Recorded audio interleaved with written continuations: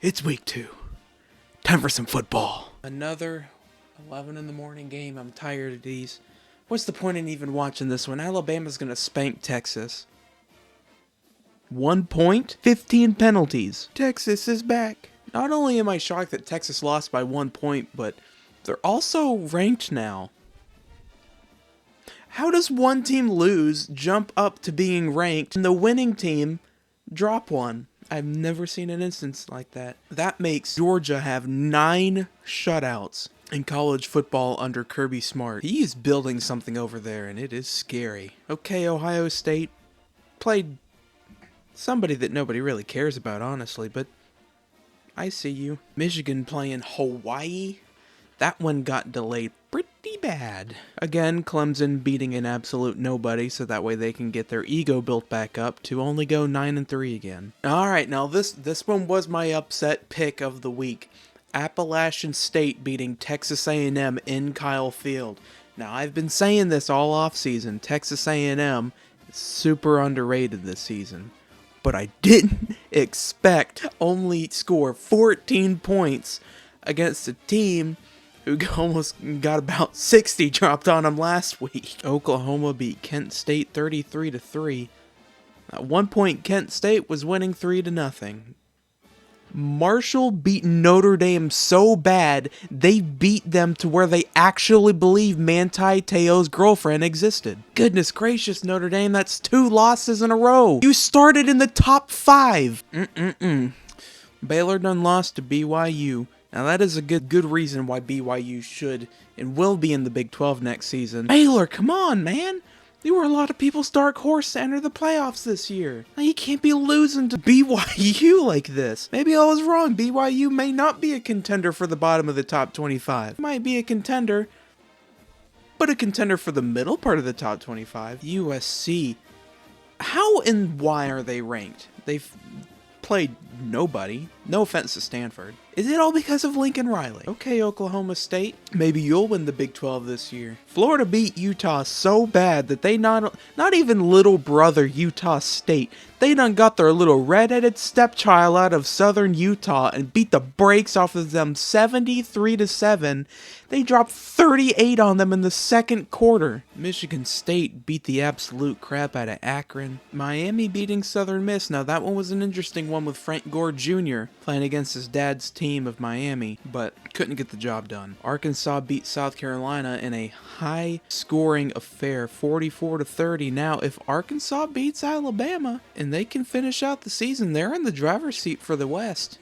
And I think there's a possibility seeing how Bama played against Texas. Oh, Pittsburgh, you almost had them. How do you let Tennessee come into your stadium and beat you in overtime? You were doing so good.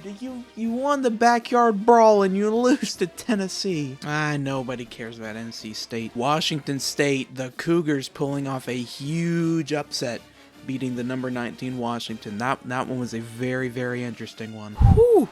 Ole Miss dropping 59 on Central Arkansas. And Ole Miss's quarterback only threw for 182 yards. Now, something doesn't seem right about there. Oh, Vanderbilt. Come on, Vanderbilt. Vandy. How? Come on, Vandy. We wanted you to win. We wanted the little bro of the SEC to win, but you had to lose to Wake Forest. You started off so well. Oh, and in another overtime, Houston loses to Texas Tech. Double overtime. Oh, Missouri, man. How do you go on to the Big 12? Do we need to send you back to the Big 12? Because you're our new Vandy.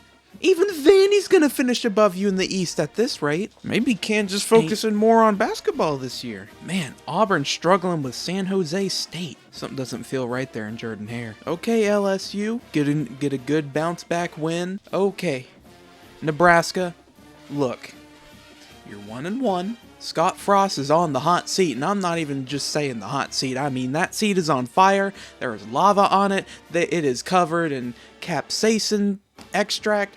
That stuff is hot. And then you decided to lose to Georgia Southern. And your student section is chanting Fire Frost. Not a good look. Okay, some good after dark Pac-12 football. Mississippi State goes all the way in the desert and beats Arizona 39-17. Good win and representing the conference. Okay. Florida and Kentucky. It's Kentucky. What do we have to worry about? Florida's a 55.6% chance of probability to win on ESPN. We're the 4-point favorite. All we have to do is go in there, do what we did to Utah last week. Incomplete, incomplete, incomplete, incomplete. What are you doing, Richardson? 2 hours later. Oh, it's halftime. Okay. 16-13. We're in the driver's seat to win this game. Thousands of tears later. 26-16. That was ugly. Anthony Richardson, man, that is not what I remember you doing last week.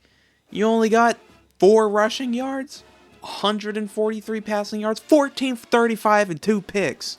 But it's going to be okay. We'll bounce back with a good win. Even Nick Saban had some big losses in his first year, and look where he's at. But it's okay. We'll bounce back, get a good win over Southern Florida next week. Hopefully, we won't be so low ranked in the rankings. Chomp chomp.